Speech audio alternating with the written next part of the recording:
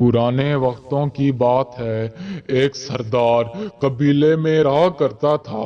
उस कबीले का जो सरदार था, लोग कहते कि वो किसी के सामने नहीं आता। धीरे धीरे वक्त गुजरता चला गया। आखिर एक दिन ऐसा आया कि वो सरदार तमाम कबीले के लोगों से रूबरू हुआ। तब उन्हें पता लगा कि इस कबीले का सरदार मर्द नहीं बल्कि औरत है।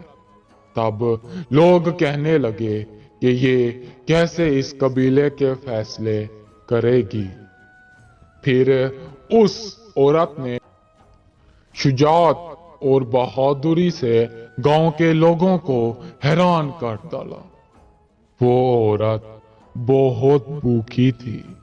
किसी के पास कोई कीमती चीज देख लेती तो उसे अपना बनाने की चाह जताती। बदकिस्मती से 3 बुजुर्ग उस कबीले में आ पहुंचे। उनके पास एक लाल संदूक था।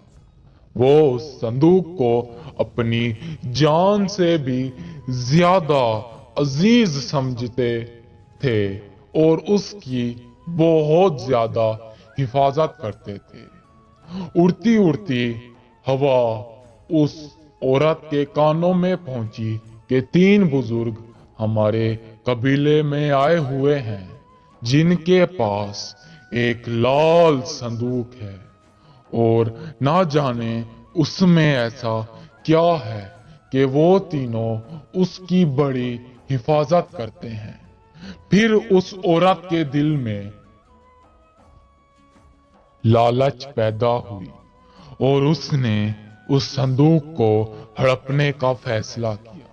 मगर उनकी लाख कोशिशों के बाद भी वो संदूक उन्हें नहीं मिल पा रहा था, क्योंकि वो तीनों बहुत चौकन्ने अपने संदूक के लिए थे। आखिर में ऐसा हुआ कि कबीले में ये अफवाह फैला दी गई कि कोई ऐसा संदूक कबीले में मौजूद है जिसमें ऐसी दवा बनाई हुई है कि जिसे अगर इस कबीले में जरा सा भी गिरा दिया गया तो उसकी फैली हुई बदबू पूरे कबीले को मुतासिर कर देगी। तब उस सरदार औरत के पास उन तीनों को पेश किया गया और उस औरत ने अपना खैमा ऐसे बना रखा था कि जैसे कहीं सल्तनत की रानी हो। उसने बूढ़े से कहा कि बताओ क्या है इस संदूक में। वो चुप। इस संदूक में हमारी बहुत कीमती चीज है कि दुनिया की तमाम दौलत मिल जाए, फिर भी हमारे इस संदूक को हमारी नजरों में नहीं खरीद सकती। उस सरदार औरत के दिल में लड्डू फूटे कि इस बार लगता है कोई मोटा माल हत्थे चढ़ा। उस सरदार औरत ने उन्हें हुक्म दिया कि इस संदूक को खोलो, मगर वो नहीं खोल रहे थे कि हमारी मन्नत है, हम इसको इसकी सही जगह पे जाके खोलेंगे। वो उस कबीले की सरदार ठहरी। भाइयों को हुक्म दिया। उन्होंने जब उस संदूक को खोला तो उसमें बहुत से पुराने कपड़े पड़े थे। तब उस औरत ने कहा कि ये क्या मजाक है।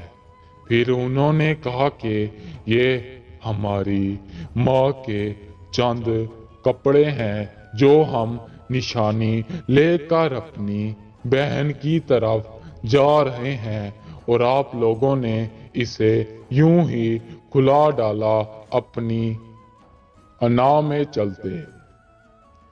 उस सरदार औरत ने सोचा कि क्यों इस काम को तरजीह दूं। खुदा ने मुझे इतनी इज्जत से नवाजा कि मैं उसका शुक्र सारी जिंदगी अदा नहीं कर सकती। میں نے ایسا کام کر ڈالا کہ ان کے دل میں میرے لیے نفرت پیدا ہو گئی، اور اگر انہوں نے خدا سے میرے لیے بد دعا کر دی، کہیں مجھ پر خدا کا قہر نہ ٹوٹ پڑے۔